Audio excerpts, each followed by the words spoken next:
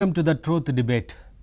కడపలో షర్మిల పోటీతో అవినాష్ వర్గానికి ఓటమి భయం పట్టుకున్నట్లుగా తెలుస్తూ ఉంది. ఈ నేపథ్యంలోనే ఎలాగైనా సరే గెలవాలి అనే ఉద్దేశంతో టీడీపీతో కూడా ఒప్పందం కుదుర్చుకునేందుకు రాయబారం పంపినట్లుగా తెలుస్తూ ఉంది.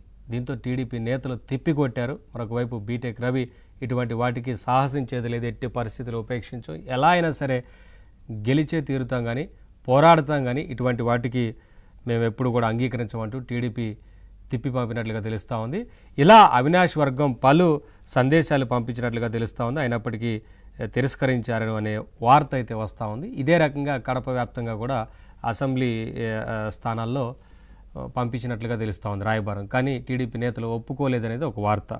మరొక వైపు ఎలా అయినా సరే షర్మిలాని ఓడించాలి అన్న ఉద్దేశంతోనే కడపలో ఎంపీకి అవినాష్ వర్గానికి అంటే అవినాష్కి ఓటేస్తే అక్కడ టీడీపీకి అసెంబ్లీకి ఓటు వేస్తామంటూ ఆ సందేశంలో ఉన్నట్లుగా ఒక వార్త అయితే వస్తూ ఉంది.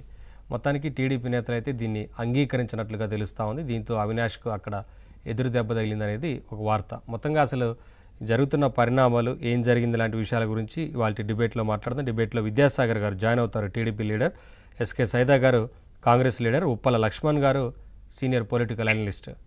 అందరికీ నమస్కారం అండి, వెల్కమ్. ముందుగా లక్ష్మణ్ గారు, ఇటువంటి ఒప్పందాలకు కూడా తెరదీశారంటే కొంత ఆశ్చర్యమే. ఎందుకంటే ఎలాగైనా సరే గెలవాలి, లేకపోతే నా పరిస్థితి ఏంటి అన్న ఉద్దేశంతో ఇవాళ టీడీపీ వారి దగ్గర కూడా రాయబారం పంపి ప్రాధేయపడినట్లుగా తెలుస్తూ ఉంది. సరే, ఈ విషయాలన్నింటినీ టీడీపీ తిప్పికొట్టినట్లుగా వార్త అయితే వస్తూ ఉంది. ఎలా అర్థం చేసుకోవాలనేది ఇప్పుడు